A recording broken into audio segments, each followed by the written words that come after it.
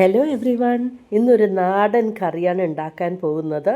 മത്തനും മുരിങ്ങയ്ക്കയും മാങ്ങയും വെച്ചിട്ടുള്ള കറിയാണ്. ഇപ്പോൾ ഇതാ മത്തനും മുരിങ്ങയ്ക്കയും മാങ്ങയും റെഡിയാക്കി വെച്ചിട്ടുണ്ട്. ഞാൻ ചട്ടിയിലാണ് ഉണ്ടാക്കാൻ പോകുന്നത്. നാടൻ കറിയല്ലേ, അപ്പോൾ ചട്ടിയിൽ ഉണ്ടാക്കുമ്പോൾ അതിൻ്റേതായ ഒരു ടേസ്റ്റും ഉണ്ടാകും. അപ്പോൾ ഇതാ കഷ്ണങ്ങളൊക്കെ അതിലേക്ക് ഇട്ടു. മാങ്ങയും പാകത്തിന് നമുക്ക് പുളിക്ക് ആവശ്യമുള്ള മാങ്ങ ഇട്ട് കൊടുക്കുകയാണ്. ഇത് അപ്പോൾ നമ്മുടെ പുളിക്ക് അനുസരിച്ചിട്ട് ഇട്ട് കൊടുത്താൽ മതി.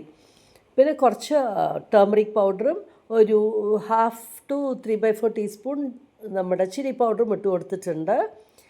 പാകത്തിന് ഉപ്പ്, പിന്നെ വെള്ളവും ആഡ് ചെയ്ത ശേഷം നമുക്കിത് ബോയിൽ ചെയ്യാനായിട്ട് വയ്ക്കാം.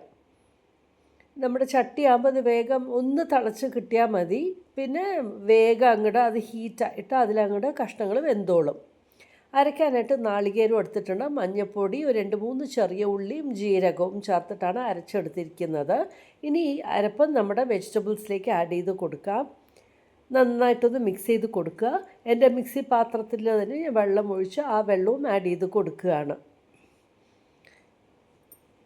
നമുക്ക് നന്നായിട്ടൊന്ന് ഇളക്കി കൊടുക്കാം. എന്നിട്ട് ഓൾറെഡി നമ്മുടെ കഷ്ണങ്ങൾ വെന്തിട്ടുണ്ട്. ഇനി അരപ്പിൻ്റെ കൂടെ ഒരു 2 to 3 minutes ഒന്നും കൂടെ ബോയിൽ ചെയ്തെടുക്കാം നമുക്ക്. അങ്ങനെ നമ്മുടെ കറി റെഡി ആയിട്ടുണ്ട്. ഇനി സീസണിങ് ചെയ്യാം.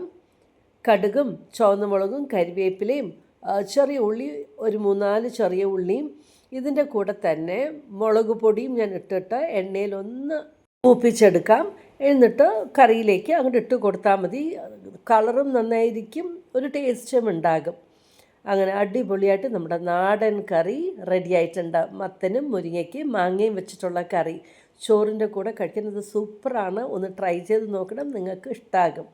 Thank you for watching my YouTube channel.